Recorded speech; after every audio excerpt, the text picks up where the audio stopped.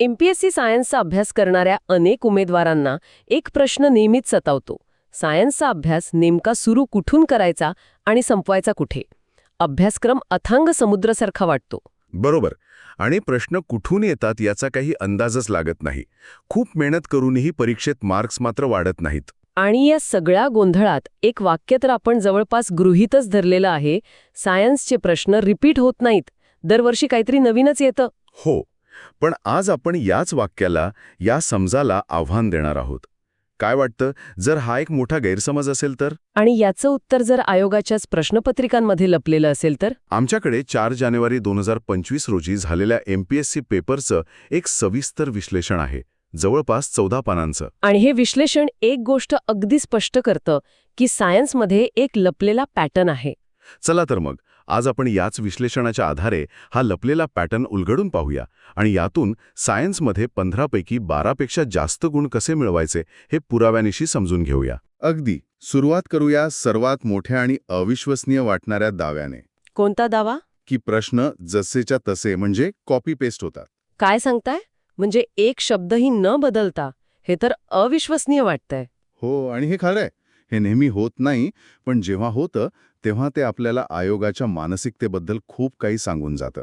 आपल्या विश्लेषणातला पुरावा क्रमांक 1. ओके.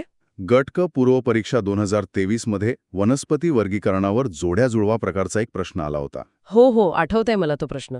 एका बाजूला शैवाल, ब्रायोफायटा, टेरिडोफायटा, जिम्नोस्पर्म. आणि दुसऱ्या बाजूला सायकस, लायकोपोडियम, फ्युनारिया, क्लॅमिडोमोनस अशी उदाहरणं होती. बरोबर. आता गंमत बघा. तोच प्रश्न एकही शब्द किंवा पर्याय न बदलता जसाच्या तसा गट ब पूर्व परीक्षा 2025 मध्ये विचारण्यात आला. म्हणजे ज्या विद्यार्थ्याने 2023चा पेपर नीट सोडवला असेल त्याचे तर हक्काचे मार्क्स होते. अगदी. हे आपल्याला सांगतं की जुने पेपर्स फक्त सरावासाठी नाहीत, तर ते संभाव्य प्रश्नांचं एक भांडार आहेत. खरंय. पण यावर पूर्णपणे अवलंबून राहता येणार नाहीये की नाही? आयोग प्रत्येक वेळी इतकं सोपं पेपर काढणार नाही. नाही, कॉपी पेस्ट होणं ही एक लॉटरी लागण्यासारखं आहे. बरोबर. पण मला वाटतं याहूनही एक मोठा आणि जास्त विश्वासार्ह पॅटर्न आहे. अनेकदा प्रश्न वेगळा असतो, पण त्यामागचा टॉपिक तोच असतो. असं काहीसं आहे का? तुम्ही अगदी योग्य मुद्दा पकडलाय. हा आहे पुरावा क्रमांक 2.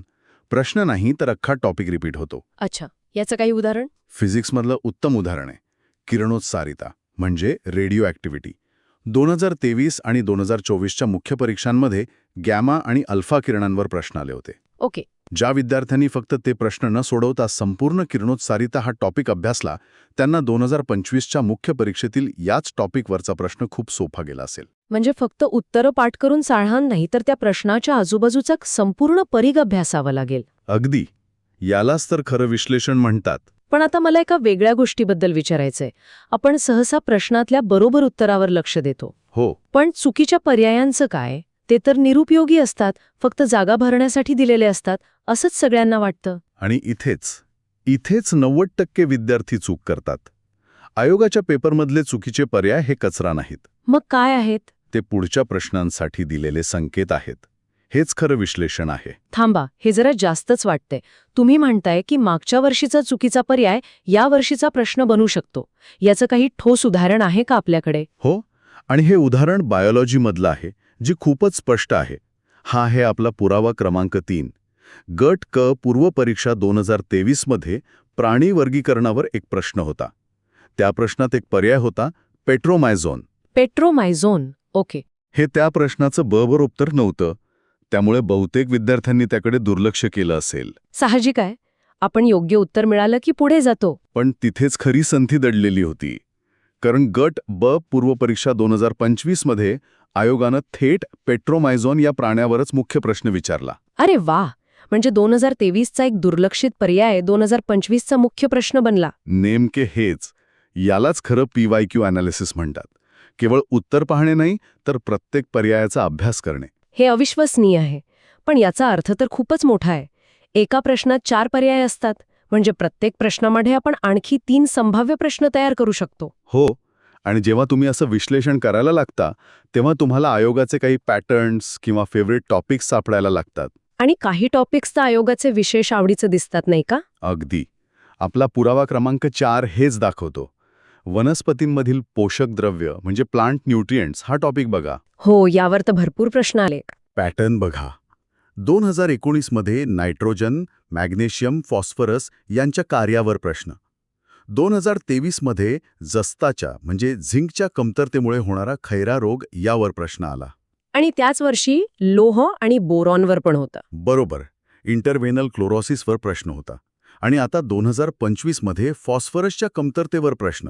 म्हणजे गेल्या 4-5 वर्षात या एकाच टॉपिकवर आयोग सातत्याने प्रश्न विचारत आहे. म्हणजे आयोग एकाच टॉपिक भोवती फिरतोय, फक्त प्रत्येक वेळी वेगळा पोषक द्रव्य उचलतोय. अगदी बरोबर. तुम्ही पॅटर्न ओळखायला सुरुवात केली आहे. तर मग आता हे पॅटर्न तर स्पष्ट झाले. 1. प्रश्न कधी-कधी कॉपी पेस्ट होतो. 2. प्रश्न नाही तर टॉपिक रिपीट होतो. आणि 3. जे सर्वात महत्वाचं, मागच्या वर्षीचे पर्याय हे यावर्षीचे प्रश्न असू शकतात. बरोबर. मग या सगळ्या माहितीचा वापर करून अभ्यासाची एक ठोस पद्धत कशी तयार करता येईल? हो, आणि यासाठी कोणतेही महागडं कोचिंग लावण्याची गरज नाही. ही एक विचार करण्याची पद्धत आहे. आपण तिला सोप्या भाषेत वॉरियर ऑफिसर 3 स्टेप पद्धत म्हणूया. इंटरेस्टिंग नाव आहे. सांगा, पहिली स्टेप कोणती? स्टेप 1. प्रश्नाच्या मुळाशी जा. म्हणजे आयडेंटिफाय द कोर टॉपिक. आलेला प्रश्न वरवर न पाहता तो नेमक्या कोणत्या घटकावर किंवा संकल्पनेवर आहे ते अचूक ओळखा. ओके. म्हणजे फक्त प्रश्नापुरतं मर्यादित न राहता त्याचं मूळ शोधायचं. मग दुसरी स्टेप? स्टेप 2. टॉपिकची चिरफाड करा. म्हणजे 360 डिग्री टॉपिक एनालिसिस. आता तो संपूर्ण टॉपिक संदर्भ पुस्तकातून सखोल वाचायचा. उदाहरणार्थ? समजा क्ष-किरणांवर प्रश्न आला, तर फक्त क्ष-किरणांबद्दल न वाचता संपूर्ण EM स्पेक्ट्रम, प्रत्येक किरणाचे गुणधर्म, त्यांची तरंगलांबी, भेदक शक्ती, त्यांचे शोधक आणि त्यांचे व्यावहारिक उपयोग ह्या सगळ्याचा अभ्यास करायचा. समजलं. याला म्हणतात 360 अंश विश्लेषण. आणि तिसरी स्टेप? साहजिकच पर्यायांशी संबंधित असणार. अगदी. स्टेप 3. पर्यायांनाही अभ्यासा. Option deconstruction. प्रश्नातील प्रत्येक पर्यायाबद्दल, विशेषतः चुकीच्या पर्यायांबद्दल 1-2 ओळींची घाव होईना, पण मूलभूत माहिती मिळवायची. जसं आपण पेट्रोमायझोनच्या बाबतीत पाहिलं. बरोबर. आजचा पर्याय उद्याचा प्रश्न असू शकतो. हे वाक्य कायम लक्षात ठेवायचं.